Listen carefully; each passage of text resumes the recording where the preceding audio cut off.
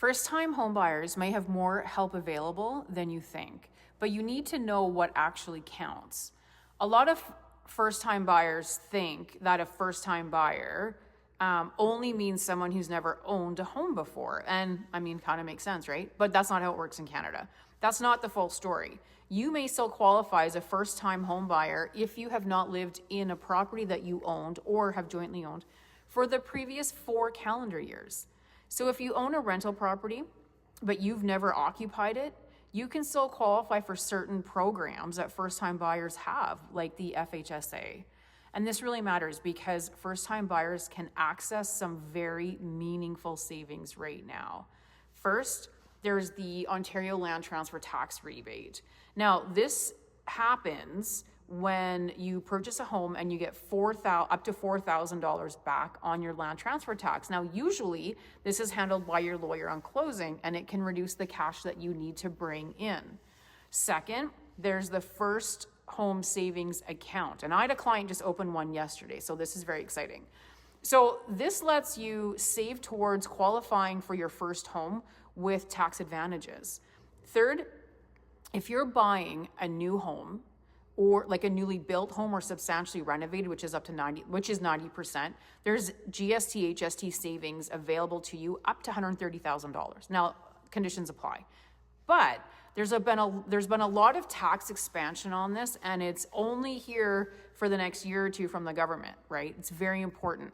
And this is exactly where people get themselves tangled because resale homes, new builds, assignment sales, rebates, builder pricing, HST included prices, they're not all the same thing. Naturally, because, people making these decisions can never make it easy, right? So how do you know what you qualify for? Very good question. Well, you got to start by asking 3 questions. Number 1, have you owned a home before and did you live in it as your primary principal residence within the last 4 years? The second one is, are you buying resale, new construction, or a substantially renovated home? And again, that means 90% renovated.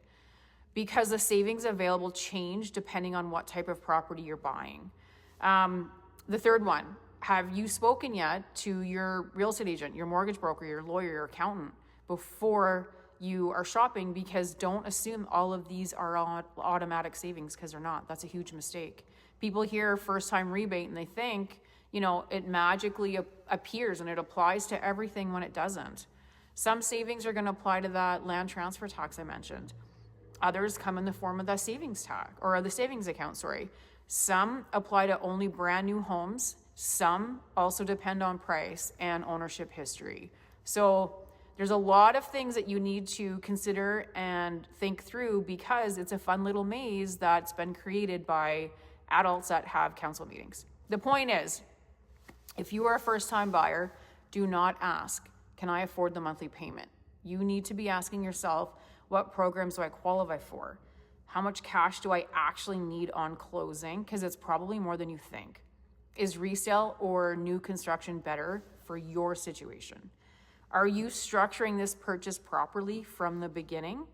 Because buying your first home is not just about getting that approval. It's super important, yes, but understanding the numbers before you get really emotionally attached to that kitchen island and accidentally ignoring $25,000 is not a good look. I help buyers make smart real estate decisions when the stakes are high, the numbers matter, and the wrong move can cost you a fortune. So reach out, let's chat, and let's get you in your first home.